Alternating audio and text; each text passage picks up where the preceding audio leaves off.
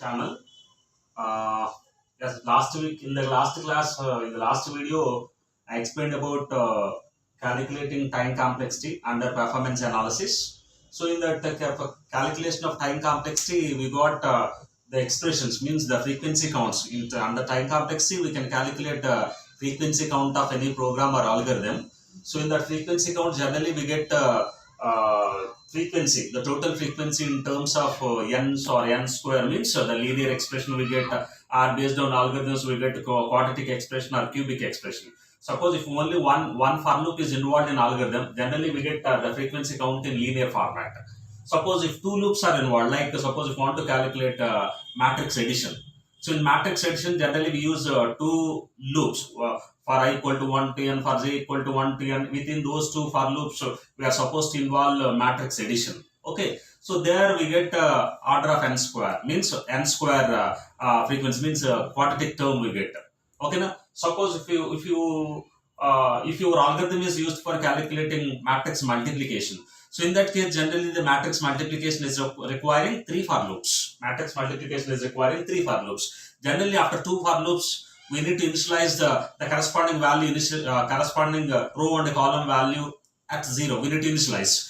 So after initializing, we may take third loop for equalizing column number in the first row with the row number in the second matrix. Is it clear now? So for first matrix row number and second matrix column number should be equal. So we can equalize that by using third loop. Okay. So the innermost means matrix multiplication statement should be repeated within three for loops. So in that case, generally, if we gather the frequency count of the entire program, we get the frequency in cubic format. Okay, so whatever the expression you get, either linear expression, quadratic expression, cubic expression, or sometimes we may get exponential forms also based on algorithm. Sometimes we may get exponential forms also. But after getting the frequency count, we must represent that frequency count in terms of time complexity.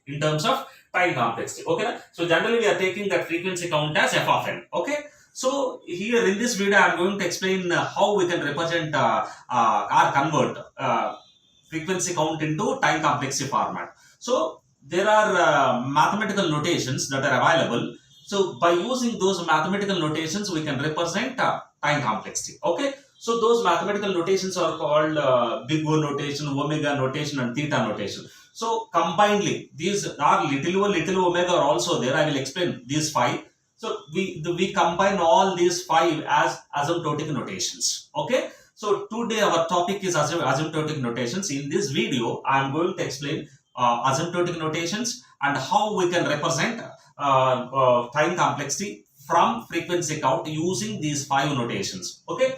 So what is asymptotic notation now? So generally this asymptotic notation is a mathematical representation. Notations or means representations or symbols. We are using big O as one symbol, omega as one symbol, theta as another symbol, little o, little omega. All these are mathematical symbols. So by using these symbols, we can represent time complexity. Okay. So if you take any algorithm or any program, there are three different types of representations, or we can represent any time complex in three different ways. So one is best case, first case is best case, second case is average case, or worst case, third one is worst case.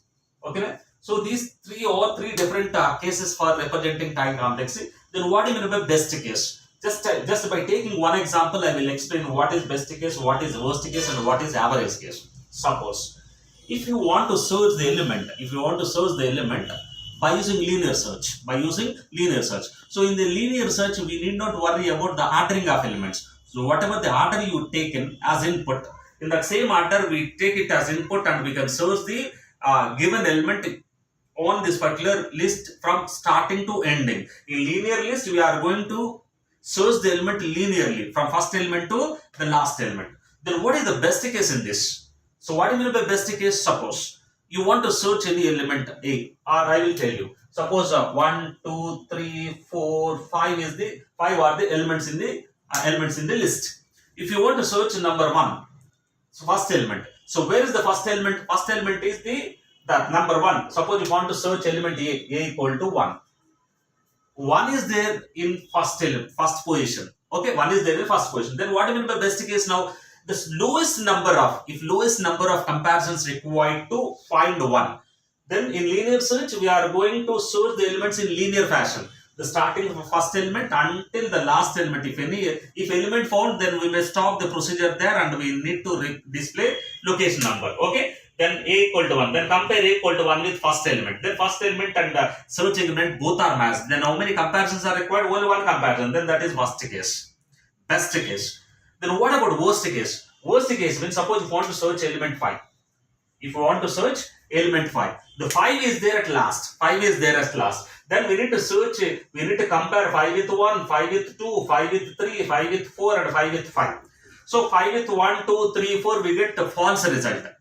Okay, na? Then at fifth location, the number 5 is there. Means last location number 5 is there. Then after comparing 5 with the given element 5 with the last element, then we get search is successful. Then this is worst case. Then the number of comparisons required is equal to number of elements in the list. In that case, we'd say that particular search is worst case search. If searching element is there at the first location itself, then that is best case. Okay, na? So average means suppose the searching element is middle. If you want to search number 3, element 3, then first compare element 3 with 1, we get search unsuccess. Element 3 with 2, search unsuccess. Then element 3 with 3, then we get search is successful. Then that is there at middle. Is it clear? Now this is average case. Or even element is not present, then we get worst case. If element is not present, suppose you want to search element 6. If you want to search element 6, element 6 is not there, then compare 6 with 1, 6 with 2, 6 with 3, 6 with 4, 6 with 5. Even after comparing 6 with the last element, we didn't find the element, then this is also worst case. If element is the last element in the list, or if element is not present in the list, then we require worst case number of maximum number of comparisons. So in this way, we can represent or we can calculate the best case, average case, and worst case comparisons. Comparisons. Okay, na? So based on this, we have three different notations, three different mathematical notations. So one mathematical notation is used for representing each. Now I am going to explain those three mathematical notations, and additional notations are there, little O and little omega. I can also explain those two also. Then I start with big O. Okay, na? So what is big O notation? Generally, big O notation is used for representing time complexity in worst case. Okay, na? Representing time complexity in worst case. Now the definition is like this: the function f of n. What is f of n? That f of n is the equation or expression or frequency count, total frequency count. Generally, we are taking total frequency count as f of n. Okay, na? So from this f of n, we are supposed to represent f of n as big O of g of n, because big O is used for representing worst case time complex. Okay, I will tell you. After taking an example, I will tell you how we can take g of n. Okay, how we can take g of n. So f of n is big O of g of n. Whenever any function is given, directly we can write f of n equal to big O of g of n. But that particular one is true if some conditions are satisfied. We need to show some conditions here. If that condition is true, and from that particular n value, suppose the condition is satisfying, then we say that f of n equal to big O of g of n. Okay. Then the definition is if and only if the f of n equal to big O of g of n, if and only if there exist two positive constants c and n naught. Here we are taking c and n naught as two positive constants, and after taking those two positive constants, we should show f of n less than or equal to c into z of n. So this g of n is there at greater than side. So that's why in big O notation, g of n is treated as upper bound. G of n is treated as upper bound, means we are considering maximum number here, upper bound. G of n is upper bound. Okay, na? So in big O notation, the representation, time complex representation, we use g of n. Here that g of n is considered as upper bound, because that particular g of n is there at greater than side of the proving function. We need to prove that particular function here. Okay, that function is f of n less than or equal to c into g of n. Once again, I will tell you the definition.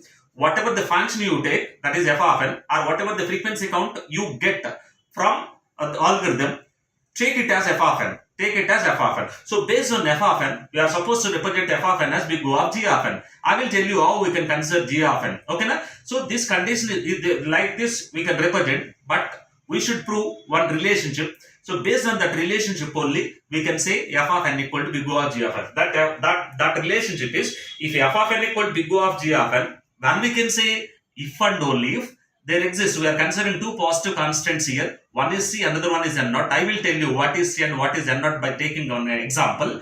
Okay, na? So after considering two constants such that f of n less than or equal to C into Z of n, then take f of n at left side and C into Z of n at right side of less than or equal to, then go on substituting n value. Go on substituting n value. At any one of the n value, that condition should be true. Okay, na? So that particular n value is treated as minimum n value. That n value is n naught. That n value is n naught. So here n naught is the minimum n value at which this condition is true. So at that particular n naught value and C, we can say f of n equal to big O of g of n. Until that we cannot say f of n equal to big O of g of n. Of course, anyway, from the given function we can represent f of n equal to big O of g of n, but that particular f of n equal to big O of g of n representation is possible if and only if from two constants we need to assume two constants, and we need to show f of n less than or equal to C into Z of n relationship by substituting n value, at the minimum n value, if that condition is true, then we are directly taking that n value as n naught. Then we can say that from this particular C and n naught onwards, from C and n naught onwards, at this particular n naught onwards, we say that f of n equal to big O of g of n. Now I am going to show you some examples. I take linear equation, I take quadratic equation, and if possible cubic equation also I will take and I will show you. Otherwise linear and quadratic is enough. If you know how to represent time complexity from linear and quadratic for any given expression, we can show like that only. Now I am taking a simple recursive procedure frequency count. We have already calculated recursive procedure frequency count, that is 2n plus 2. Now this is a linear expression. This is linear equation. Okay, now we got this particular frequency count from simple recursive procedure. Now I am going to show the frequency time complexity representation for this. So we can directly write big O of what is Z of n. Please remember, even that the expression is linear expression or that expression is cubic or quadratic or exponential, whatever it may be the expression you obtain, if that particular expression is there in the obtained format, then what is Z of n now? So we can simply consider G of n as, first from the entire expression, select highest order term. After selecting highest order term, remove coefficient, then whatever the expression that is remained, take it as Z of n. Okay, na? So what is the highest order term now? Highest order term is 2n. Then remove coefficient now. Don't consider 2. Then simply write G of n as n. Now this is the time complexity representation for linear expression. So if you get the expression of frequency count as 2n plus 2 from any algorithm, then directly we are taking that 2n plus 2 as f of n. Okay, na? Then the equivalent time complexity representation is f of n equal to big O of n. This n is Z of n. How we got Z of n now? Selecting highest order term from the expression, omitting the coefficient and writing the remaining part in big O notation. Then that particular notation is called big O, equivalent to big O notation for this. But from which number onwards this particular condition is true, or this particular relationship or representation is true? By considering two positive constants I have already explained. One positive constant is C, another constant is n naught. This n naught is the minimum n naught. Just go on substituting n value in the relationship. If you get the relationship is true, then stop substituting n value and say that this is the minimum n value from which the condition is true. So like that we say. Anyway, C is I will explain now. Then what is, so relationship we should prove is f of n less than or equal to C into Z of n we should prove. What is f of n? 2n plus 2 less than or equal to, what is Zn? N. Then how can we consider C now? So where is Z of n now? G of n is there at greater than side. Then here we say G of n is upper bound. What is G of n? G of n is treated as upper bound now. Okay. So upper bound means, so whatever the coefficient for higher order term,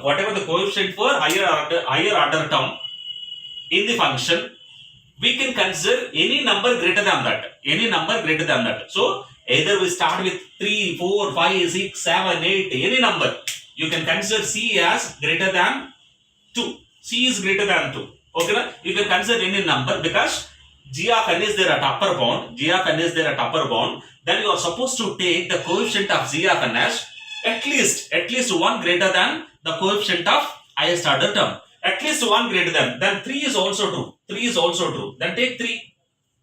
We can take 4, 5, 6, 7, 8, 9, 10 up to plus infinite. We can take any number. Okay, na? Then now start substituting n value now. Suppose if you substitute n as 1.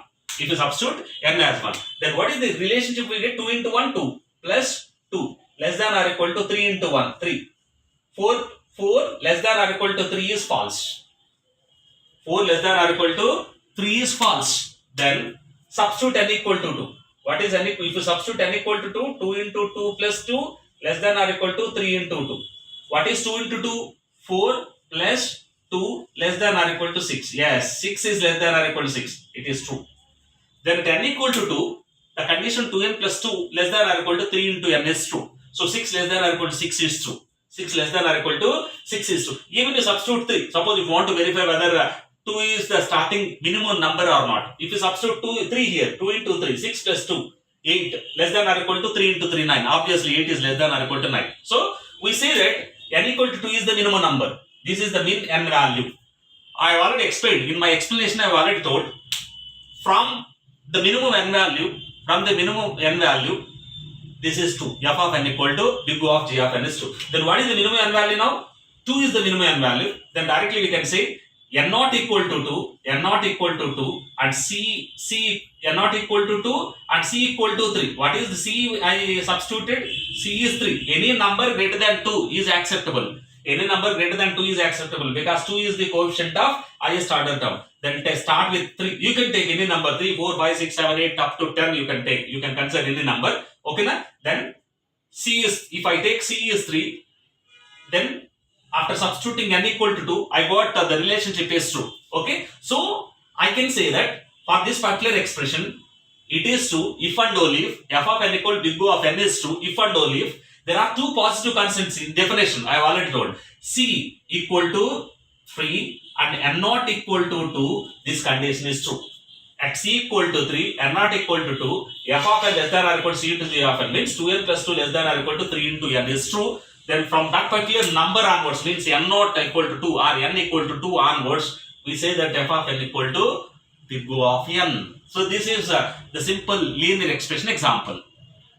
Considering a simple quadratic expression, okay, f of n equal to n square plus n plus 1. Let us assume one algorithm frequency count is n square plus n plus 1.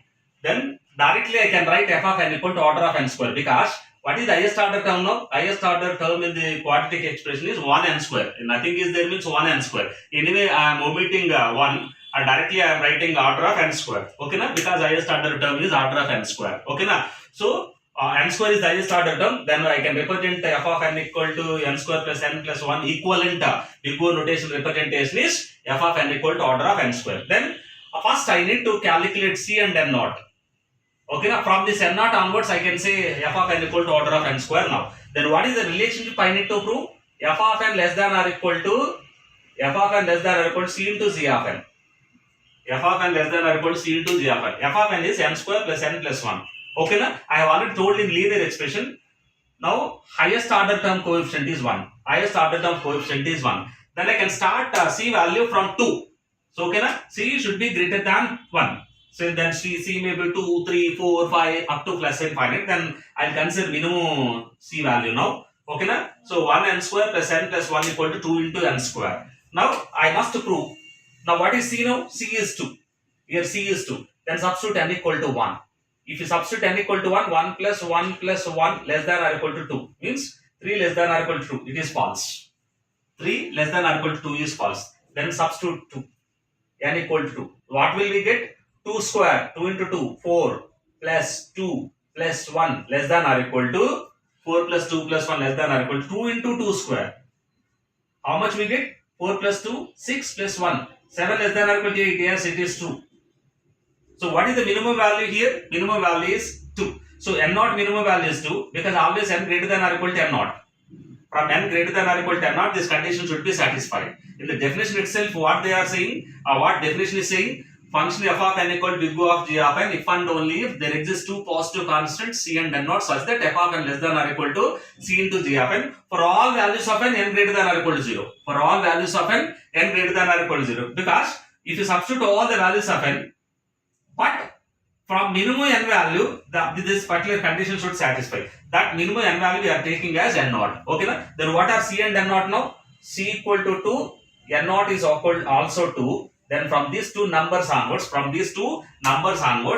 we can say f of n equal to order of n square. So like this we prove. Any expression you take, from that particular expression, we can write time complex representation in either big O, omega or theta as selecting highest order term from the expression and omitting the coefficient and simply representing the remaining term in big O notation. Okay, na? But this condition is true if and or this relationship is true if and only if whatever the relationship that is there in definition, you have to take that relationship and continuously substitute n value.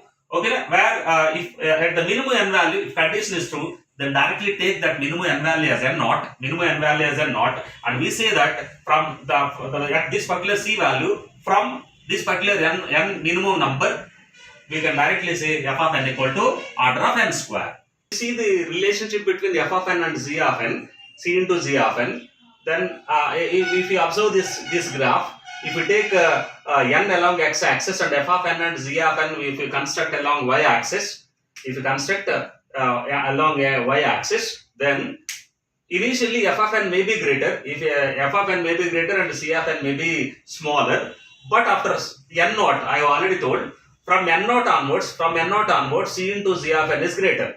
Okay, now from n naught onwards, c into z of n is greater, and f of n is shown as lower bound, and c into z of n is appearing above f of n from this particular n naught onwards. Okay, now so whatever the definition I have given, f of n less than or equal to c into z of n, and this particular graph is showing that from minimum n value, from that particular n value onwards, c into z of n is treated as upper bound, and that is lying above the f of n, and f of n is lying below the c into z of n. So this is the point from which, from that particular point onwards, c into z of n is treated as upper bound.